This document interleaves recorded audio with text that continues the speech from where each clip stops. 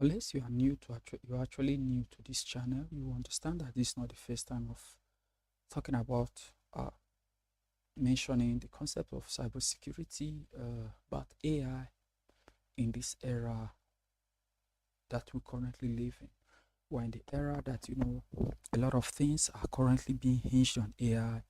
AI is being used for research, for education, even for most recently used for real-time military warfare, for deploying missiles, calculating distance, and the rest of them.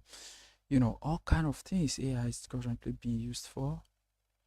AI is being used, even some dumb people are using AI to actually know the kind of questions to ask a girl when they are going out on a date. Although I don't actually want to support that, because that's actually what makes you rely on AI on the long run. But just to in the for the best of experience, AI should be a guide to you, not necessarily what will determine the kind of things that you do and the kind of things that you should not do. It should just be a guide to you. It should help you in planning things and all of that. But you should be the key and principal person who is getting these things done here. Now, my take on today is that all of this that you're saying, don't make the mistake of sitting on the fence. Yes, because AI currently now is like a moving train. The train is moving gradually now. When it's still moving gradually or it's still accepting people in, the best thing you can do, because you need it to get to your destination, is to board in or is to hop in. You understand? Just like the internet in the late 90s and the early 2000s. Today now, it will be an aberration for you not to be using the internet. That is where AI is currently is now. It's in its let me say it's still in its early phase. So it will get to a point whereby if you are not using it, it will look like as if you are not in existence or you are not on this planet Earth.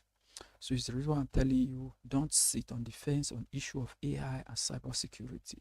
So on cybersecurity, you might not necessarily be getting its education or getting its basis because you want to become a cybersecurity specialist or cybersecurity analyst or an ethical hacker, a penetration tester, an offensive attacker, blue team, red team, GRC master, and the rest of them. You understand? You should just have the basic knowledge just because you want to understand how things work. So don't sit on the fence. To sit on the fence is like to be a person who is in deep state of ignorance, and when things serious things actually being discussed, you won't be able to know what to contribute and what not to contribute. You're able to know what to do and what not to do when serious issues actually what arise. So actually what get the basics and know about it, and just like that.